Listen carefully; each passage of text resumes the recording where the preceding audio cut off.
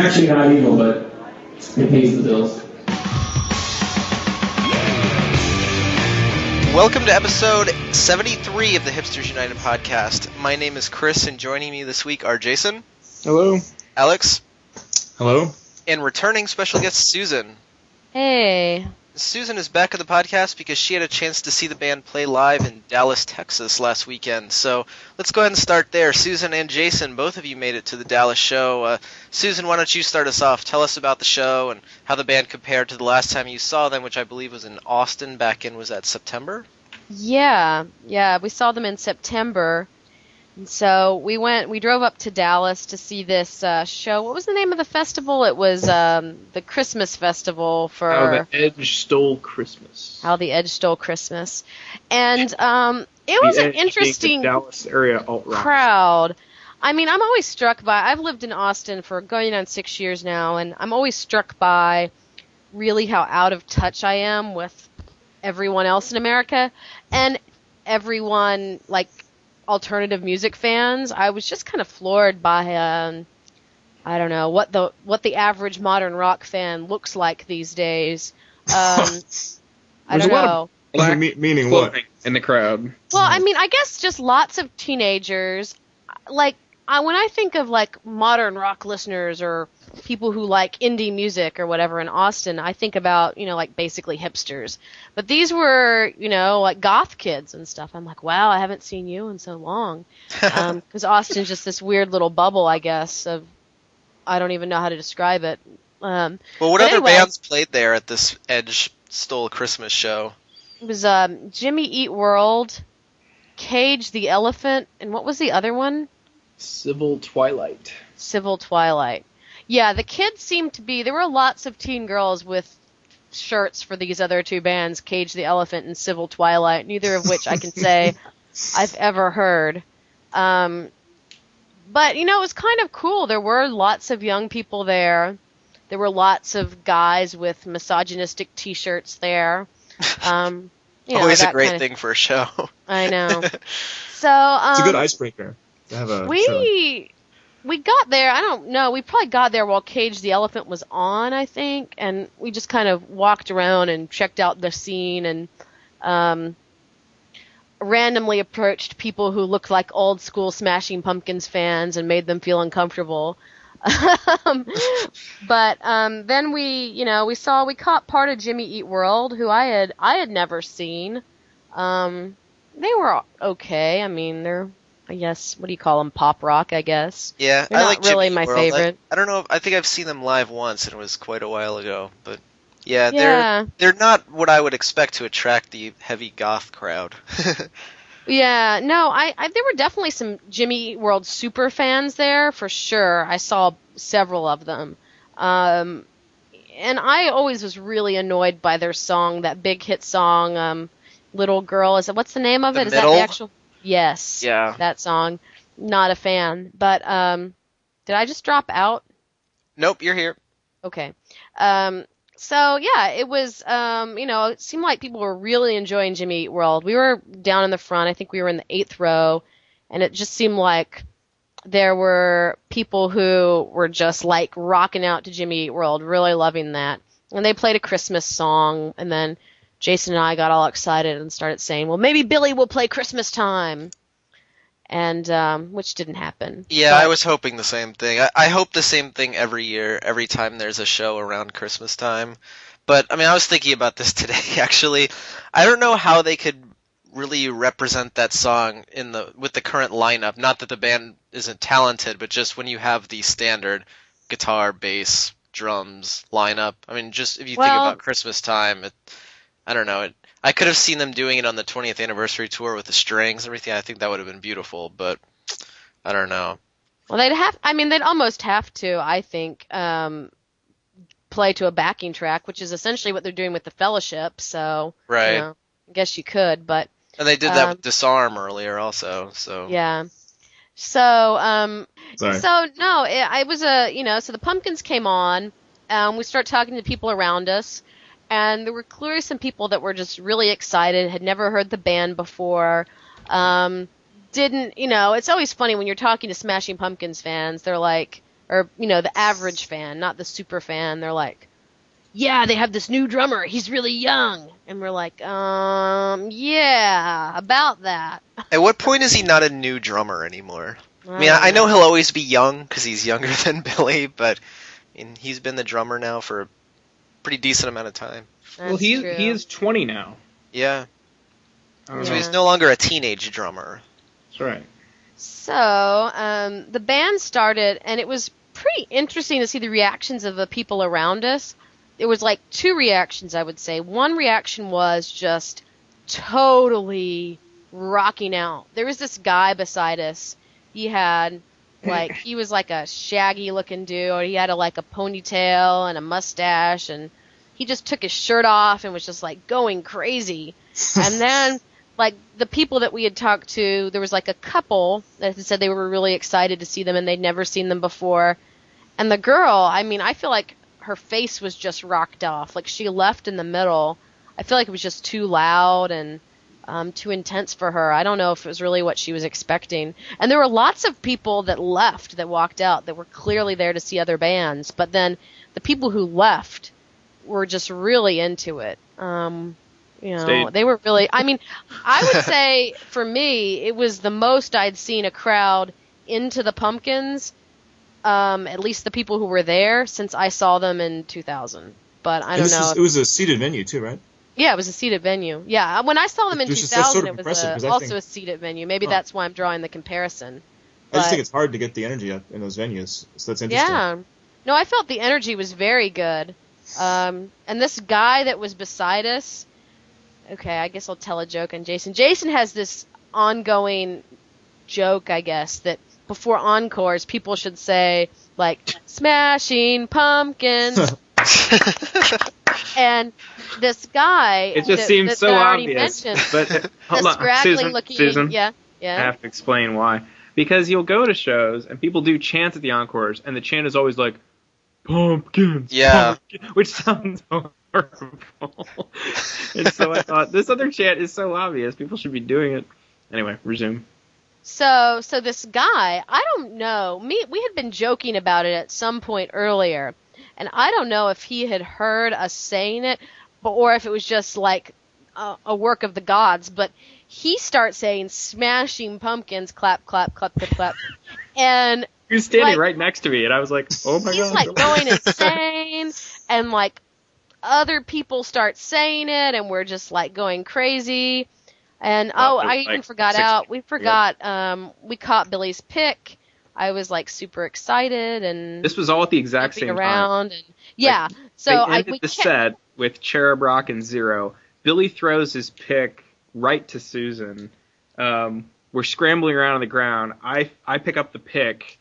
The band is leaving stage, and the guy next to us starts going smash. It was just oh my gosh, what is happening? It was cool. So it was a really good time. Neither of us were ecstatic about the actual set list, I would say. It was stuff, if you'd heard them before this fall or this summer, it was stuff you'd probably already heard, maybe with the exception of The Fellowship. But and maybe Landslide. Yeah. Did they play Tom Tom at your show?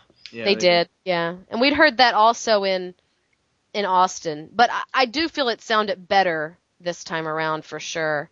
But yeah, I thought it was a really good vibe, even if it wasn't necessarily the set list that I would have picked out, that I would have most liked to hear. It was really good to see people enjoying themselves so much. So I don't know if Jason has anything else to add or something different. Well, I was going to say about that girl who left about 4 songs in. I really think it was just the sound. The Pumpkins were just so markedly louder than Jimmy Eat World, Yeah. I think it was probably just overwhelming. Yeah, because we had talked to her, and she was super pumped to see the Pumpkins. She said that's why she was there. Yeah, I think it's just couldn't take the rock. Well, I actually went on to the show the next night in Houston, and it was probably the same at both shows, but Houston there was a floor. It was more of a standard festival seating type venue, right? And I think maybe because of that, I noticed the bass a bit more, and the bass was just overwhelming. I really don't think I've been at a Pumpkins show where they put out that much bass power. It was unbelievable, and I actually made a recording of that show, and people can download it. You can get to it through the blog, blog.hipstersunited.com. And it's a good shout out so people know. I mean, the recording perfectly reflects the bass. I mean, it's just unbelievable. I turned down. I was listening back. I turned down the bass on my receiver all the way, and it was still all bass. I mean, it was just.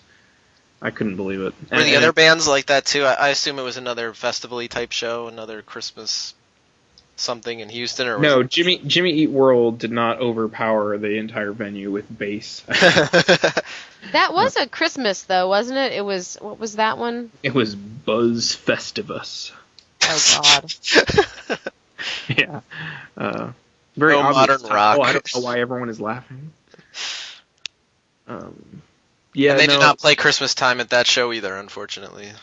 No, Christmas Time remains lacking. And it would have made so much sense. sense, Billy. You played like 6 Christmas festivals in a row. Why? Could have done the karaoke version, Why? just like you did with Disarm. Yeah. Yeah, we should point out we're recording this on Sunday night, so there's still one show left to go, but I am not willing just to a put... few hours from now. Yeah, I'm not willing to put any money on them pulling out Christmas Time for the last show.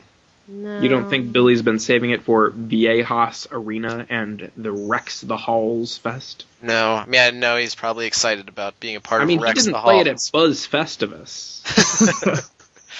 So I really get a kick out of all the Christmas names of these Yeah. festivals.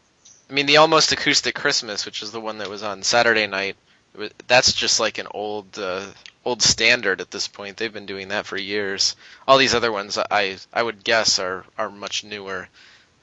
Rex the Halls at least just doesn't have the name cachet that the Almost Acoustic Christmas does in my mind. I don't think any ancient Christmas festival in the world has the cachet of the Almost Acoustic Christmas. Well, so much so that I assume this is still the case. I don't know. Actually, I that's haven't lived in probably North Carolina for years, but when I was growing up in middle and high school, the Charlotte modern rock stations was also called Almost Acoustic Christmas. So they, I don't know, maybe they're owned by the same company, or who knows? But There are some big ones in New York, though. Yeah. Isn't there a big like pop radio station Christmas fest in New York? I think there is. I can't remember what it's called. I don't know. The Pumpkins haven't played it, so... No, I mean, it's more likely for Jay-Z, you know. I'm not interested in any Christmas festivals that the Smashing Pumpkins do not participate in. Yeah, that's right. I don't believe in Christmas. Billy drags me into it. I mean, that's what I'm trying to say is, like, before I make any sweeping statements, let me mention my ignorance, my blinkered worldview. Well, a little later in the podcast, we're going to do something a little different, and I'm going to run an interview with someone who had a chance to take in the KROQ Almost Acoustic Christmas as well as the Rex the Halls shows this past weekend. But because, like I said, we are recording this Sunday night, so we can't do that in line. It will magically appear later on. But first of all, the halls are being wrecked as we speak. Yes, right now. The Pumpkins aren't wrecking the halls right now. Another band is, but soon the Pumpkins will be wrecking the halls if there are halls left to be wrecked. Furthermore, Chris, you got to say KROQ, man. You got to get with it. KROQ. People are going to be making fun of you. I'm not. I'm just telling you, people are going to make fun of you. Well, I mean, it's good for them to be making fun of you about something. If it's going to be that, I mean, I can deal with that. So.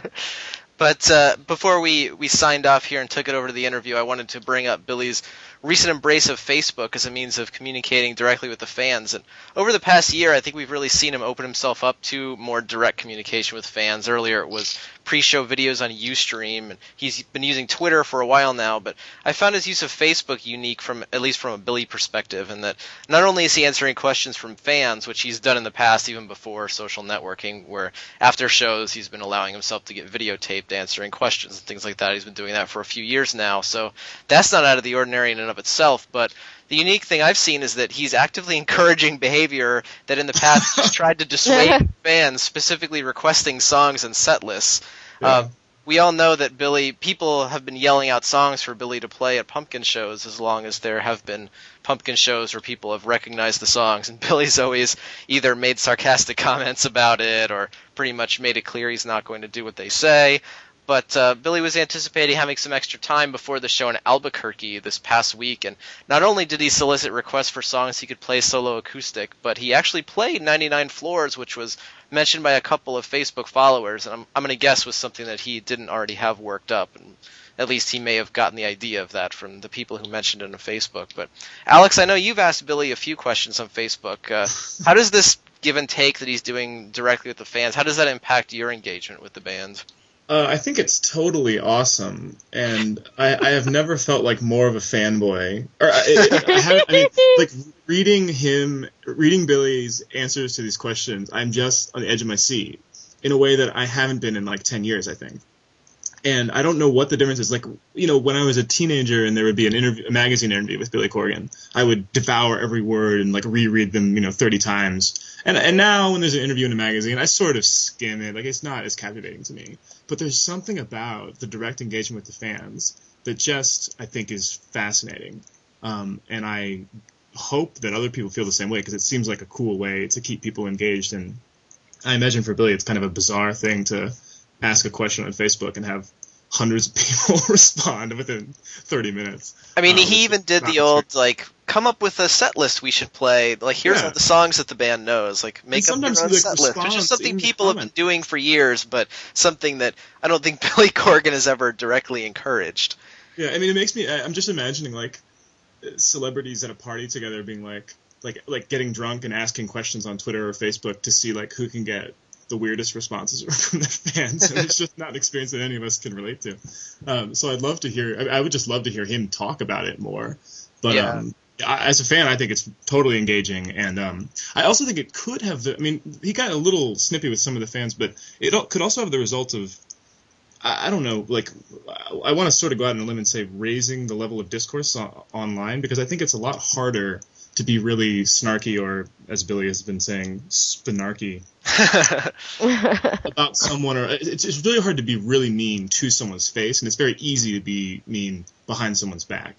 And when the person that you're talking about is all of a sudden engaged with you, I wonder if it's going to make the whole online interaction a little bit more positive. But we'll have to see what happens with that. Yeah, I've been saying for a long time that I think part of it too is that part of the reason it hasn't been successful in the past, like you said, that this may raise the level of discourse. I think we can all probably agree that the level of discourse directly with Billy on like the official Pumpkin site hasn't exactly been very high in the past. I don't know. Sure. I think part of what this may have the effect of, the reason this might raise the discourse, is that people's actual names are in front of it. Like, it's one thing to post on the official message board and say, I hate you, Billy, you didn't play the songs I like, when your name is like Soma 1999 but when it's your name and your friends can see what you're posting, and most people don't have their Facebook privacy set up correctly, so Billy can probably see everything about you. And I think that there's a lot of people are going to kind of represent themselves as themselves on Facebook, since that's kind of what they're used to doing. I think that's a great point. And the Facebook, like, I don't know, the new profile, if you guys have started using it or whatever, but so on your wall, if you post something to a public wall, the person, someone who's looking at your wall can now see like the first 6 words of what you posted. Yeah, I saw that. Right, Not having to click on, like, it's not just like a link to this person on the wall. We all use Facebook so frequently, we've seen this. Yeah. So like, even that it contributes to what you're saying about people are sort of being checked by their own desire to have a positive reputation among the people they know. Yeah, and part of it is probably just that's how they're used to using Facebook. I mean, people don't use Facebook the same way that they use a web forum. Most of the people they talk to on Facebook are people that they know. Right. I think it's funny what Alex you said about it being hard to be mean to people's face, and you're clearly, you're talking about in the context of like people being mean to Billy Corgan when he's not around. But I would like to say it is a two-way street, because when Billy dissed our blog backhandedly on Facebook, or seemingly, I don't know, I didn't really interpret it as a diss. I don't think it was. Yeah, I don't know. Yeah, a lot of people did. It was disintegrating, but it has the word "dis" in the word. That's right, which makes it easy to interpret that way. But Billy, I think because of his presence and our presence on Twitter, he backtracked.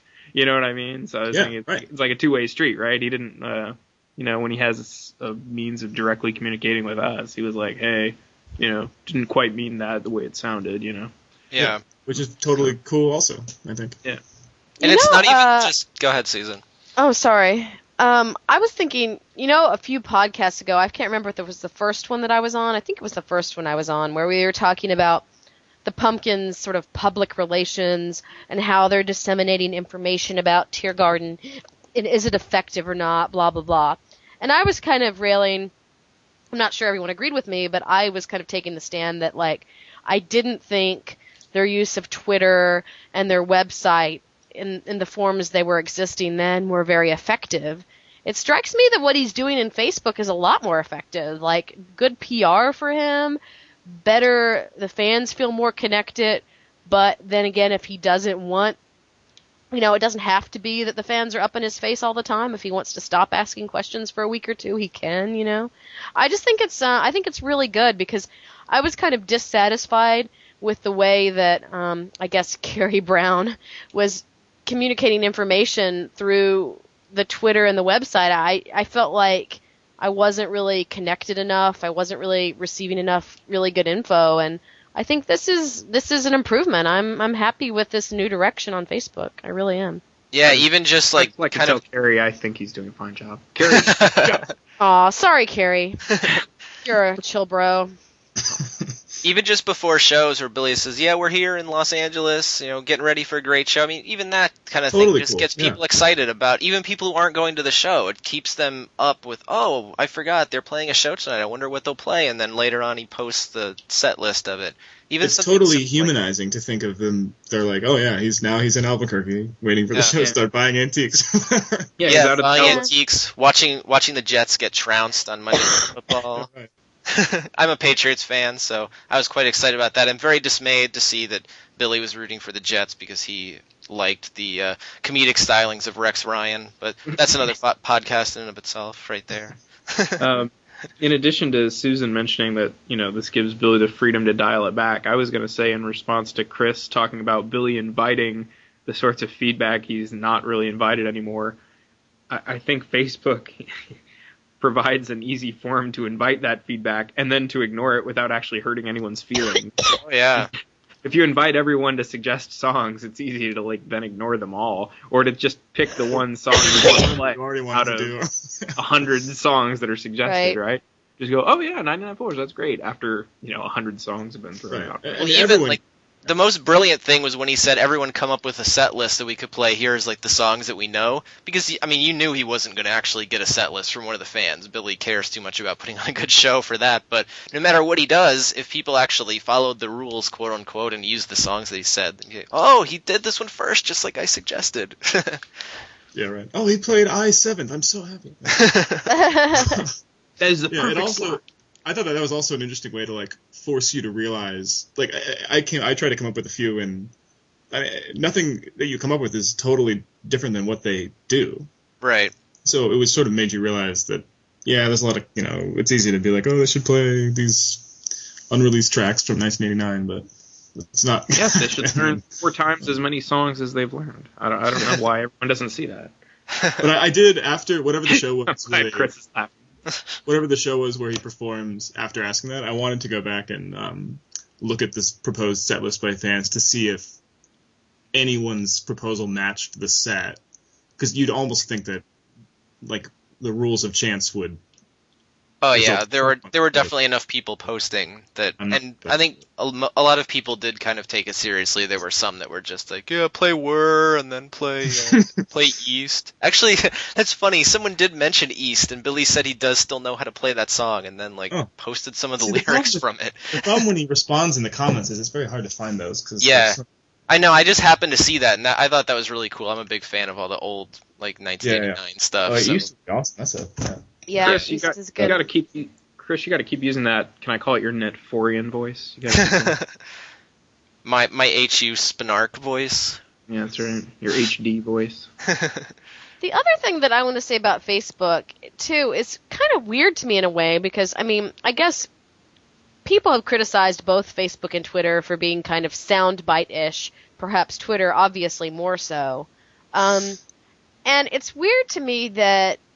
It just seems like my frustration with Billy's Twitter, which I've been following, and I really enjoy some things he does, he seems to have a real tendency towards snarky, bizarre, weird comments that piss people off, like the pavement thing, which, I don't know, I'm a huge Pavement fan, so that's whatever. I mean, he can feel however he wants to feel about them.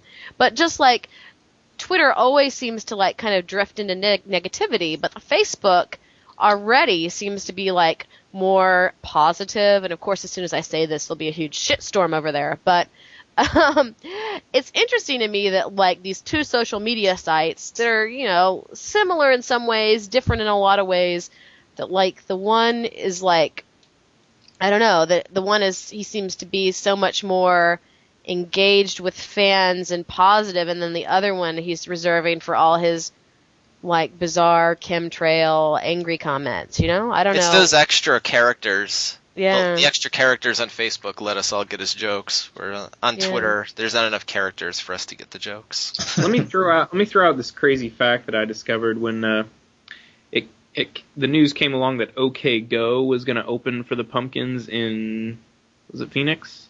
And I was on Twitter, right? I like Twitter a lot, and so I was on there and I looked at OK Go, and they had twice as many Twitter followers as did Smashing Pumpkin, right? Their official Twitter account had twice as many followers. Right. And I was like, wow, interesting that OK Go is opening when they have twice as many followers. Now I know there's obviously lots more to the world than just that, right? But I was just kind of saying, because I'm on Twitter, you know, making a Twitter comment, you know, right?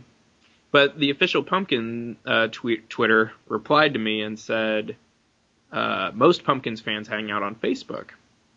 And I went over to Facebook and I looked, and I noticed, and this is amazing to me, the Pumpkins official page on Facebook has 20 times as many people who have liked it as follow the official Pumpkins Twitter, right? Yeah. 20 times as many. It's like 600,000 versus 30,000, right? But what's really weird is that OK Go has twice as many followers on Twitter than OK Go has people who like them on Facebook. So I just found this completely fascinating and Yeah. So I really think the weird. Facebook like is more representative of the fan base.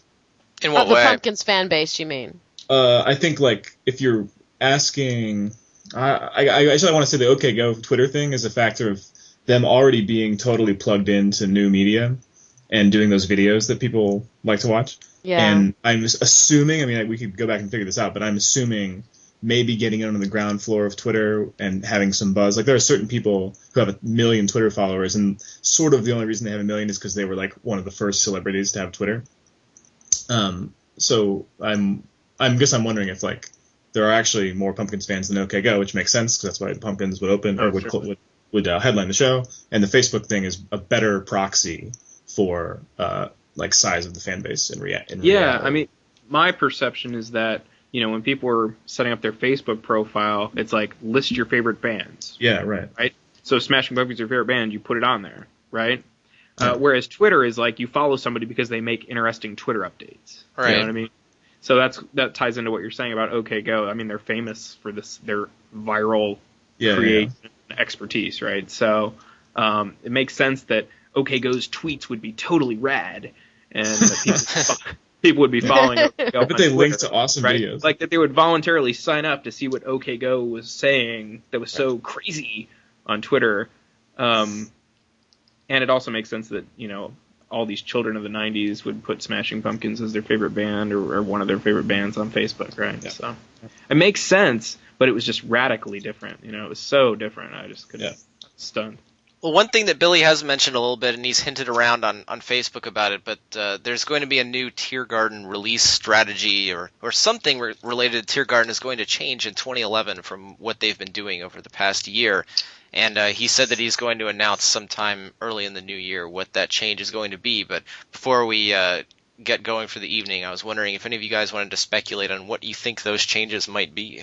Yes, I do. Yes. Jumping in. Go for it, Jason. Okay.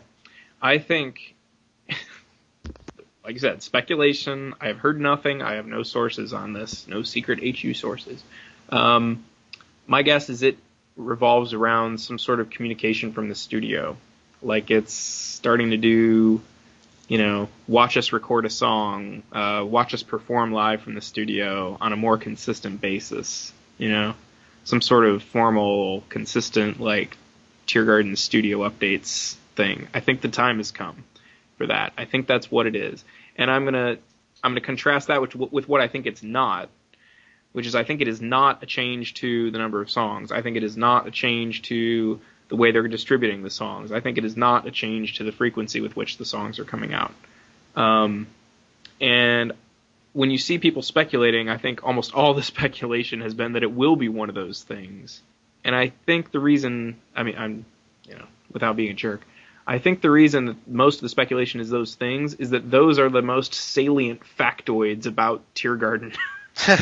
When everyone talks about, Teargarden, it's 44 songs, it's 11 EPs, song comes out every so often, right? I mean, that's like the facts about Teargarden. So I think when people just think of Teargarden, that's what they think of, and therefore when you tell them Teargarden is changing, they think of that. But I think to Billy, Teargarden is just like, the current phase of new music output, right? And I think it's going to be something about how they interact with us from the studio, that they're going to camp out in Chicago or LA or whatever, and we're just going to be hearing from them on a really consistent basis through some sort of, maybe video or whatever. I mean, it's a guess, but that's what I think it's going to be. That's pretty good, and it also ties in pretty well to the hint about not touring for 6 months or a year. Because if they're not going to be touring, then they're obviously going to be recording, one would assume, and that makes a lot of sense. And also, Billy, I think he said it may have been a fan talked to him after one of the recent shows and videotaped it and posted part of it online. And I think one of the things Billy said that he wouldn't say exactly, obviously, what was going to be changed. He said he'd announce it early in 2011, but he did say that it had to do with the frequency of updates and kind of the more of like the rhythm of how things were going to get released. So I think I would also agree that what Jason said is a fairly good guess just from that. I think a lot of people also, in addition to what Jason was saying, were guessing that there weren't going to be any more physical releases. I think that there was a lot of hinting about that. I don't know. I'm kind of leaning away from that now just because people have been asking him kinds of questions about that on Facebook or mentioning how much they like the EPs, and he hasn't really said anything about not doing them anymore. I mean, he may be purposely not revealing any information about it, but I don't know. I think there's probably a better chance we'll still see the you definitely don't get the impression there would be a month or two ago. You definitely don't get the impression from him on Facebook that the EPs are going anywhere. Well, I also think, he explicitly said in Dallas, and I don't know if Jason and I have said this in any forum, but he said 44 songs all for free. Like, he got up on stage when he gives his spiel about go get the songs, he said that again, and I think he knows that to alter, like, at least that, like, it would just be, like, he's been on so many media forums saying this. I just think he knows, he's a smart guy. He knows that this would be viewed as a failure, right? If he changed that. He'd get killed. Oh, yeah. So, I think, I think there's a possibility. I do think there's a possibility. I think they recorded 1 or 2 songs in those couple weeks before was it after the South America shows or before the South America shows? He says they have 2 songs in the can. Yeah. So I think they'll release those in maybe January and February, something like that. I do think it's possible that they're going to try to get them out a little bit faster since they're not touring now. But I'm surprised they got 2 songs recorded while they were in that short, like, 3-week break. That's pretty good. Yeah. So, I think it's possible that they'll return to, I guess I agree with Jason, but I'll also amend his statement and say that I think it's possible we could see a song more like every 3 weeks, sort of more the timeline we were initially told way back in 2009 that hasn't really come to fruition. But I think that's because he's trying to put a tour together under probably less than ideal economic circumstances and all of that, trying to find new band members to tour with and like Nicole. So, I think the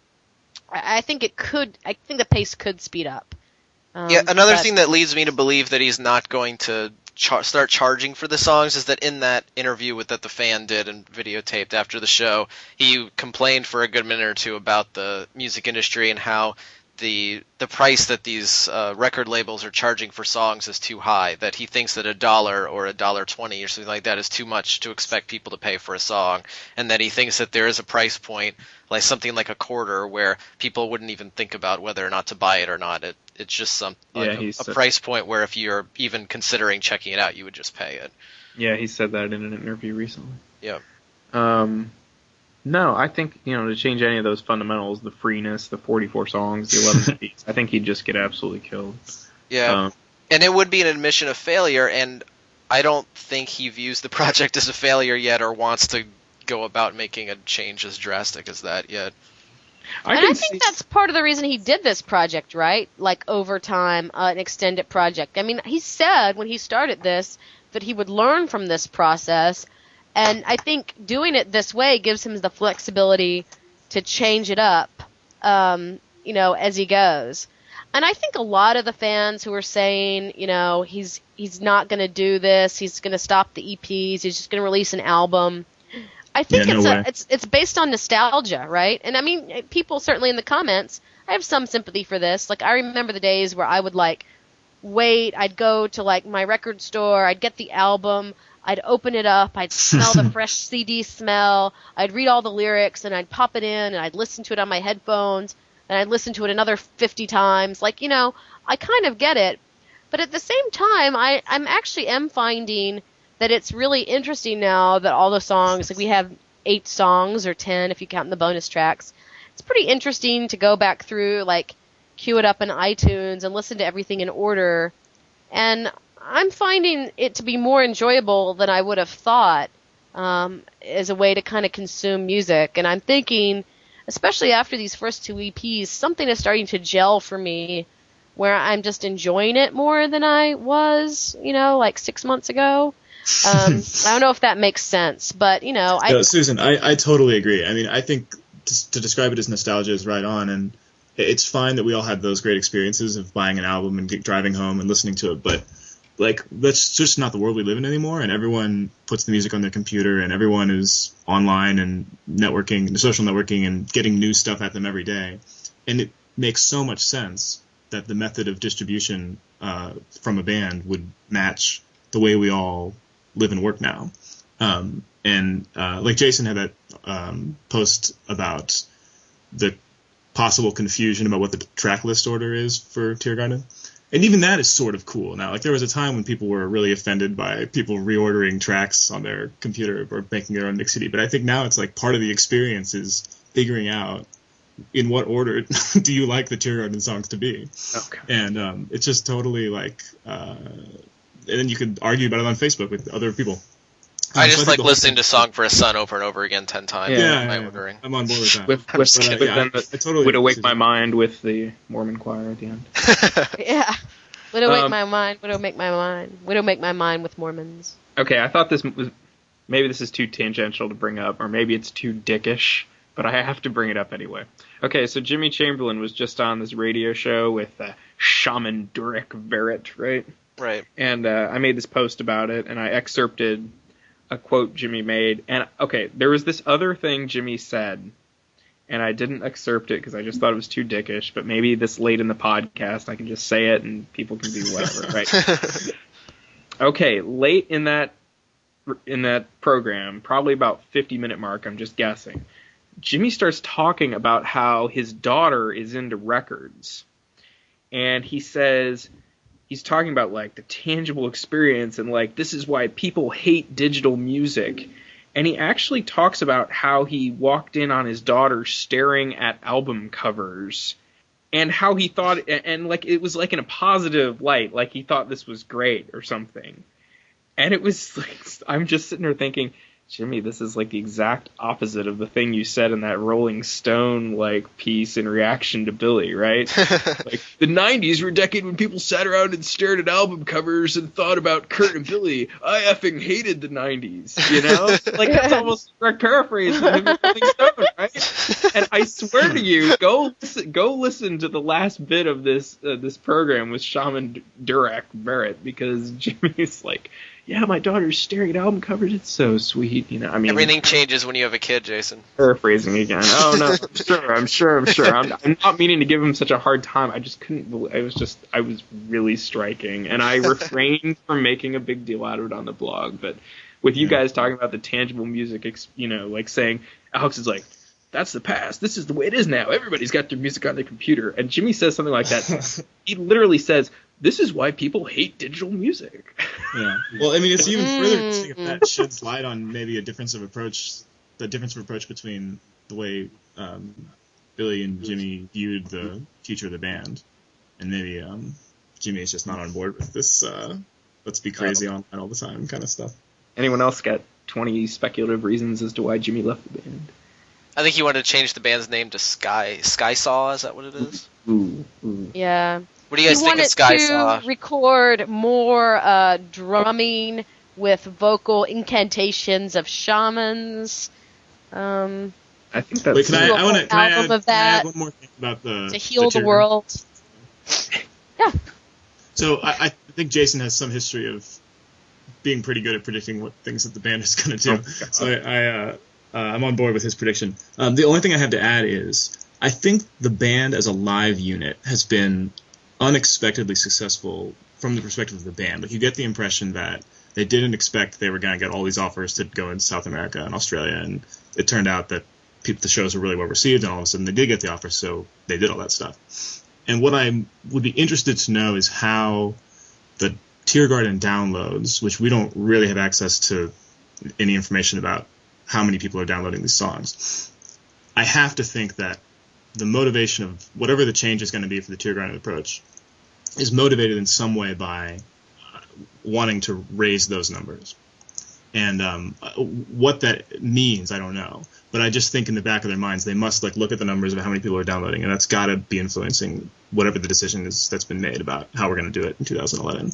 And maybe based on what they do, we can speculate about how happy they've been with the download numbers so far. Yep. Whatever it is, we'll find out hopefully next month. Ooh. Yeah, I'm with you, Exciting. Alex. I think it's Billy seems very confident about whatever this change is going to be.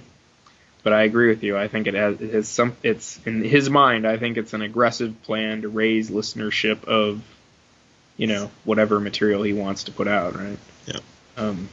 Will it work? And based on the songs that have been played live that haven't been recorded, there's some sense in the community that some of these songs coming up could be pretty good. So.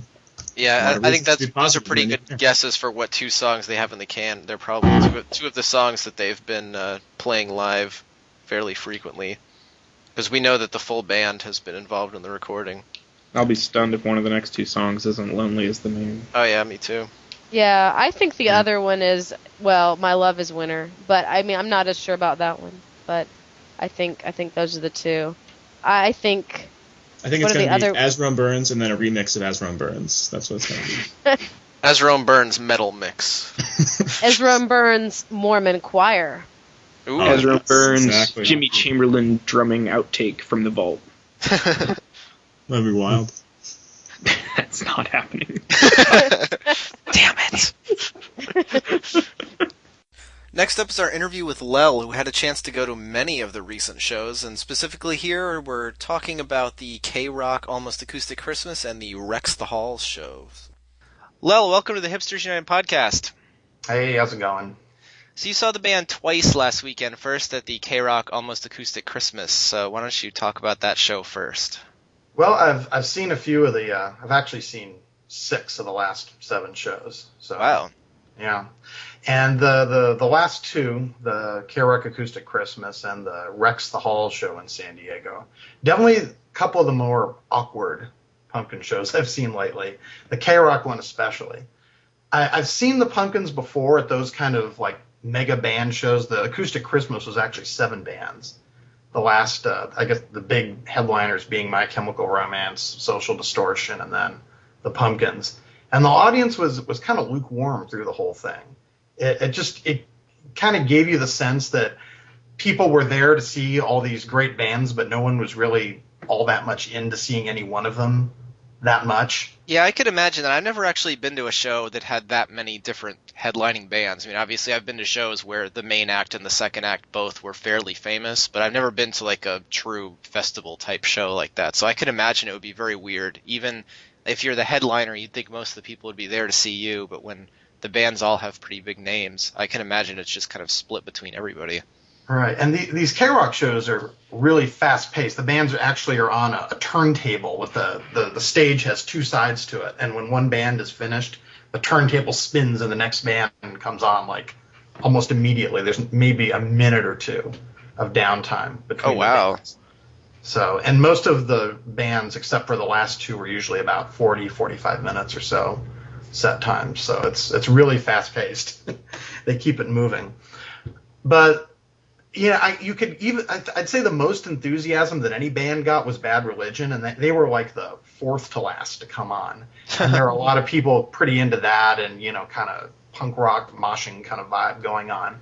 But after that, I was kind of expecting there would be a lot of people there to see My Chemical Romance, since they have a pretty big following, but they seemed like they were kind of put off by the lackluster crowd.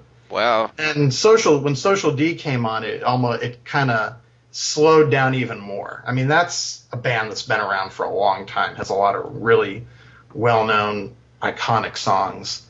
But even it's like almost like it was their set was almost kind of in slow motion. And then when the Pumpkins came on, it was I don't know if the crowd was just tapped out from having been there for 6 hours, but they opened with the Fellowship. And right in the middle, at one point, Billy was like, "L.A., are you alive?" Like, he could sense there was something going on. I don't think I've ever heard him say anything like that in the middle of the first song. Are you with us? Are you against us? Are you alive? I guess that's why you play that song first. Exactly. And you so know firsthand from the very beginning whether people are with you or against you. Yeah, and so then at the end of that song, he starts the opening riff to Today. And he does the opening riff and then stops. Because usually they start that song and people start to cheer because that's a song they know, of course, even if they're a casual fan. And they're excited to hear a song like that they know, especially so early in the set. And he stops. And he's like, "So do you know this song? Has anybody heard this song before? This is a song I wrote back in the day. You should know it." And then he's like, sarcastically, "Don't be dead." And then starts to play it again. And as it went on, at one point he finishes a song and he's like, there's a little bit of applause, like, great, bravo, and he's like, "Gee, thanks."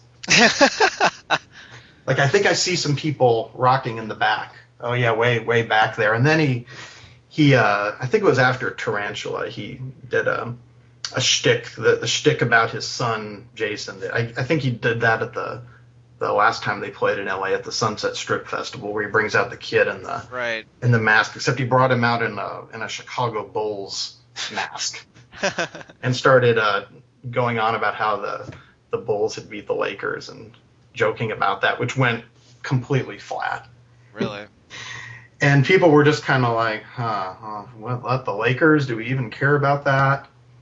So were people still there at the time? Like, I know that he posted his comments, I don't know if you saw them, about the WREX the Hall show, where he said it seemed like half the crowd was empty, that people actually left. At these kind of shows, it seems like whoever the last band is, it doesn't matter who they are, about half the crowd decides to leave, about half. I don't know if they're just trying to get to the parking lot before, or if they were there to see some other band primarily, and so they just figured they'd check out the first few songs of whoever the headliner was and then leave. I've seen the same thing happen with The Cure.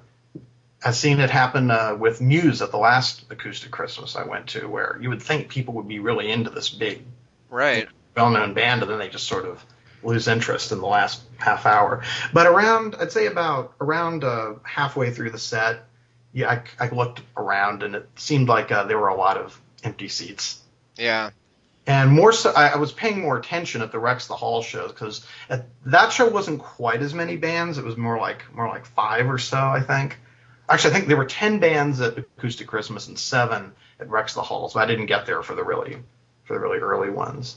But that one, in both cases, it was pretty full when the Pumpkins started, and I'd say roughly about half empty by the middle of the set. And they didn't play. I mean, it was mostly hits they were playing at the KROQ show. It was stuff that most people. I think they played Fellowship and they played Freak at one point. They didn't really play too many other new songs. I mean, even the Zeitgeist material was there was Heavy Metal Machine and Tarantula, and it was mostly stuff that's usually pretty crowd pleasing. Right. Yeah. Usually the kind of the heavier songs, even if people don't know them, it still kind of goes over well at that type of show just because it's loud. But, I mean, if they were the 6th or 7th band on, people may have just been tired and wanted to go home. Around the time he started playing Landslide, it seemed like he had just sort of given up. It's like, all right, you guys are not into this. I'm just going to get this over with and leave it. It's also kind of weird to not have an encore, because the other 2 radio shows that they did in Dallas and Houston were both very well received by the crowd, and there were encores at both shows. But at those 2 shows, I think people were primarily there to see them. Right. And that was the difference. I think a lot of people. I mean, these KROQ shows sell out in like 10 seconds. I think people just go to go. Right. Not because they're really all that passionate about any one of the bands that are playing. But back to the San Diego show, even it was similar with people filing out about halfway through around the time they started United States. But the people who did stay were a little more into it. It wasn't quite as lackluster. There were a lot of there were a lot of people in Pumpkins t-shirts and people who obviously were singing along. So the people who did stay weren't quite as dead. So I think there were definitely more fans at the San Diego show, but about half the people who were there were not really all that into it. Yeah, it's really too bad. I've never seen Billy or heard Billy really talk that negatively about a show that he had just done. I mean, granted, this whole Facebook thing is pretty new, but I mean, it wasn't like he was blaming anybody even. He just was saying, I got to step up my game because obviously we're not doing something right. But it's just, I can't imagine going to a show like that. Well, it's weird because, My Chemical Romance, that's a pretty big band. That's, kind of, I mean, they're pretty well established and have a huge following. But they were leaning heavily on their new material, and the crowd seemed to, be as into the new material as you could imagine. But that's what they were emphasizing. Whereas Billy, ironically, seemed like he's like, oh, okay, I'm at a radio show. It's going to be all casual fans. I better lean on my old familiar material that everybody knows. And I think he was kind of surprised to see that it wasn't going over that well. And that's kind of what he's getting at now. It's like, well, I can't, carry a show just on my old stuff anymore. Right. People have to be really excited about my new stuff and be coming to see me because of that. And I wonder if that has something to do with him, telling with all his, F off comments to a lot of the old fans. Yeah, it's funny. For everyone out there, we're recording this 2 days after we recorded the rest of the podcast, and this is going to run right after a segment where we talked about Billy on Facebook, and I believe Alex made a comment about how he thinks it's going to raise the level of discourse, which we thought was quite amusing since the very next day there was quite a bit of F-offing going on. But well, yes. I mean, I guess it kind of does prove Billy's point that he's been trying to make, I guess, that he does need to try and stay current, because in a situation like this where they aren't the clear headliners and everyone is there to see them, and the opening acts, people are just kind of filing in, where people are there to see other bands that do have newer material and have been popular more recently. I could see how these people really don't identify with the old songs as much. They didn't go to Pumpkin shows in 1993. So. Or it's like if they are going there to kind of reminisce and go on a nostalgia trip, and then they hear the songs and they're like, well, this isn't quite as it being back in the old days. Yeah. It's like he can't outdo the old Billy. It's like he needs to give people new reasons to be interested in him. Right. Which, it's Billy, so I'm sure he will. Oh, we'll see. Yeah. But the other shows where the crowd was way more receptive, I thought. And I mean, especially the shows where it was just them, the Albuquerque and the Phoenix shows, people were way into it. And you could tell it was a room full of Pumpkins fans. So you were at the Albuquerque show also, where he did the acoustic set in the middle? Yep. Yeah, he did acoustic sets in the middle of both of those shows. How did those go over, since they haven't really done those much on these recent tours at all? I thought they went over pretty well. what did they play? They played Bleeding the Orchid and 99 Floors and what was the other one? They played To Sheila, but it wasn't part of the solo acoustic part. Right. Serves. And then they what was it at the Phoenix show? They played Disarm, and he introduced Disarm by announcing that it was a song that he didn't want to play. He's like, well, I didn't really think I wanted to play this song, but because you guys have been so great, I'm going to play this song, even though I didn't think I wanted to. It's just as a gesture of goodwill. Yeah. So it's obvious that he really does want to please the crowd and give people what they came to see. Right. Yeah, you could tell even from his comments about the San Diego show, he wasn't mad at the crowd or mad at... I mean, he even made a point to say he wasn't mad at the promoters or anything. He was more just kind of disappointed with how it went. Yeah, I mean, his feeling... I mean, it's can you imagine what it's like to stand on a stage, in front of an arena with 6,000 people and see people streaming for the exits? Yeah, and it's even like when you're the opening act and you're just starting out in 1988 and you're opening for other bands or playing at these clubs and everything, like at least then, there's not that many people when you start, but presumably as you're going on, more and more people are coming in, like getting there late to see the headliner, so at least it kind of, feels like the room is filling up. Yeah, and it's usually like each band that progresses towards the headliner, the crowd gets more enthusiastic instead of it peaking and then going down. Right. But I remember one of these KROQ shows where The Cure played, and I think it was around 2003 or so, and it just went on and on. They got into all a whole bunch of songs from Blood Flowers, and it was like almost 1 a.m. and people were just done and started to leave. Even though that may be part of it too, like especially the San Diego show. It's a Sunday night late at night. I mean, I don't know about them. I would have had to go to work the next day if I wasn't like there specifically to see the Pumpkins.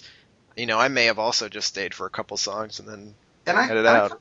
I kind of found myself wondering if they had switched places with My Chemical Romance, if it would have been the opposite, if people would have been leaving during them instead. Right. But who knows? At least people would have been fresher, presumably. I mean, 6 or 7 bands in a row, especially with almost no break between them, is just a lot of bands to see. Oh yeah, and the KROQ show started at 6 o'clock. Yeah. Pumpkins went on at 11, so people had been there a while. It was a long show. Well, thanks a lot for coming on the podcast and talking about it. No problem. Anytime. Well, thanks for joining us this week. Our closing song is a rather interesting version of I from the KROQ Almost Acoustic Christmas the other night, featuring backup vocals by Billy's girlfriend Jessica and her sister Lisa from the Veronicas. Good night, everyone.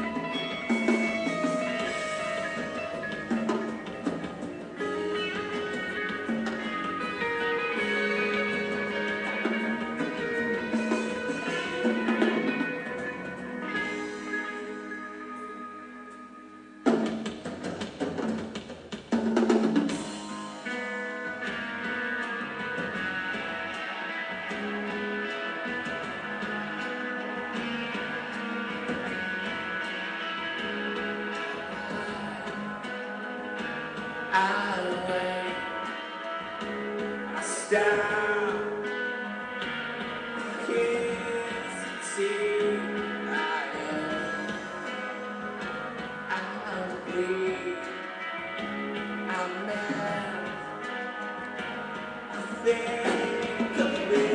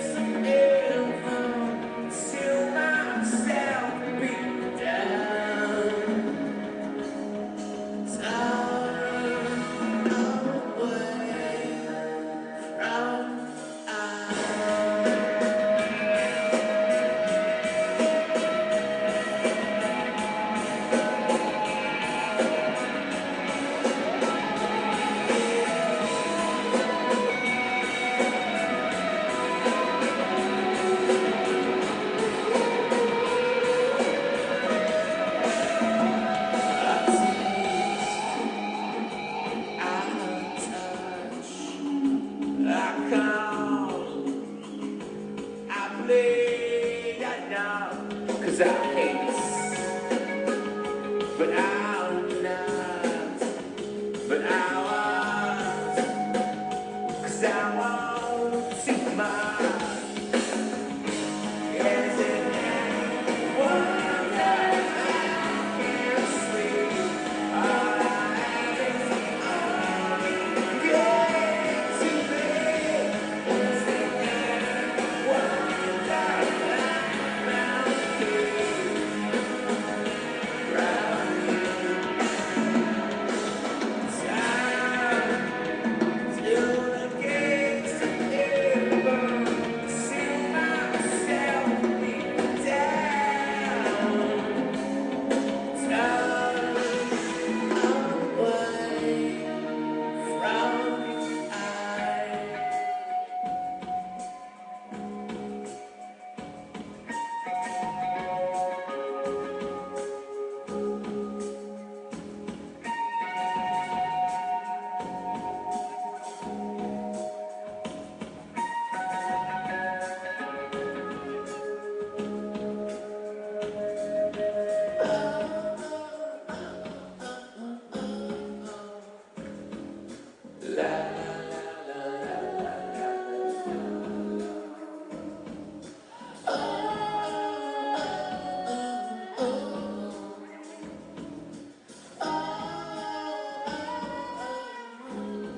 It's not enough, just a touch. It's not enough, just a touch.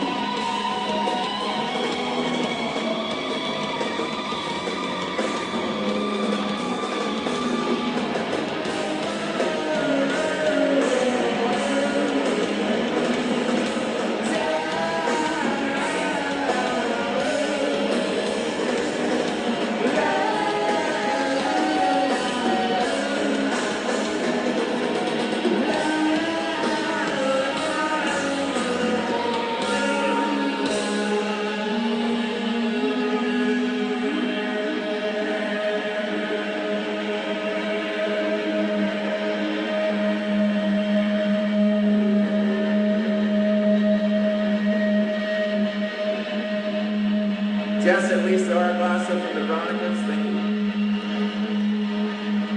The Hipsters United podcast is not affiliated with or endorsed by the Smashing Pumpkins, Virgin Records, or Warner Brothers Reprise Records. All opinions offered by panelists or guests of the Hipsters United podcast are their own and do not represent the opinions of the Smashing Pumpkins. All audio during the show is licensed for non-profit use per the terms and conditions on the Live Music Archive at archive.org. Intro music is from the Machina 2 album released for free download on the internet by the Smashing Pumpkins in September of 2000.